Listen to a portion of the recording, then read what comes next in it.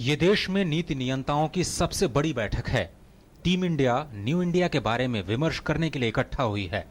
नीति आयोग के governing council के banner तले प्रधानमंत्री मोदी की अगुवाई में टीम इंडिया यानी सभी राज्यों के मुख्यमंत्रियों ने देश की विकास यात्रा को नई दिशा देने के नए मंत्र तलाशे। प्रधानमंत्री नरेंद्र मोदी ने कहा कि न्यू इंडिया यानी नए भारत का निर्माण सभी राज्यों और उनके मुख्यमंत्रियों के सहयोग से ही मुमकिन है।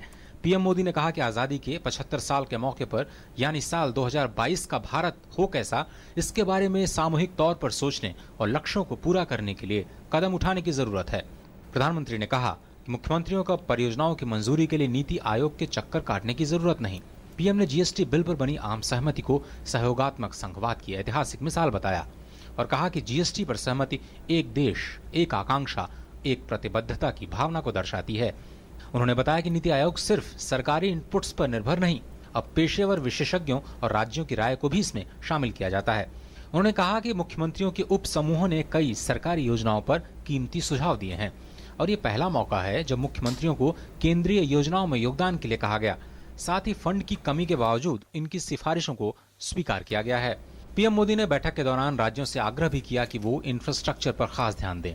साथ ही लोकसभा और विधानसभा चुनाव एक साथ करवाने को लेकर राज्यों के बीच बहस की जरूरत भी उन्होंने बताई। पीएम ने राज्यों से यह भी कहा कि बजट पहले पेश होने और पास हो जाने के चलते वित्तीय वर्ष की शुरुआत से ही खर्च के लिए पैसा उपलब्ध रहेगा। बैठक के दौरान उन्होंने सलाह दी कि बजाय पैसे को प्लान और नॉन प्लान के मदों में विकास के लिए खर्च और प्रशासनिक खर्च में विभाजित किया जाना चाहिए। बैठक के दौरान नीति आयोग के सदस्यों और कुछ मुख्यमंत्रियों की ओर से अहम विषयों पर प्रेजेंटेशंस भी दिए गए। देश में पंचवर्षीय योजना के समाप्त होने के बाद पहली बार 3 सालों के एक्शन प्लान, 7 सालों की रणनीति और 15 सालों के रोड मैप की चर्चा की गई।